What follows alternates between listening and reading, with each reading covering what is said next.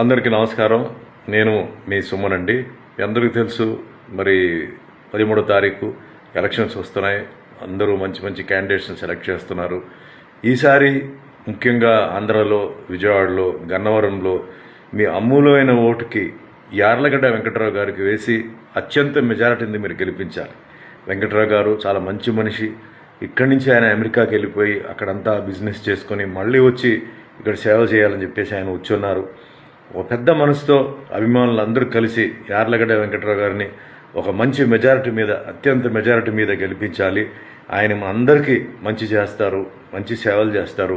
కాబట్టి మళ్ళీ చెప్తున్నాను, మర్చిపోదండి. 13వ తారీఖు కూటమి అంటే Telugu Desam and BJP and JSP ఇది ఉంది. వాటిల్లో మన యార్లగడ్డ వెంకట్రావు గారికి మీరు ఓటు వేసి ఆయన్ని ఒక మంచి మెజారిటీ గెలిపిస్తారని ఆశిస్తూ మీ అందరికీ మంచి జరగాలి.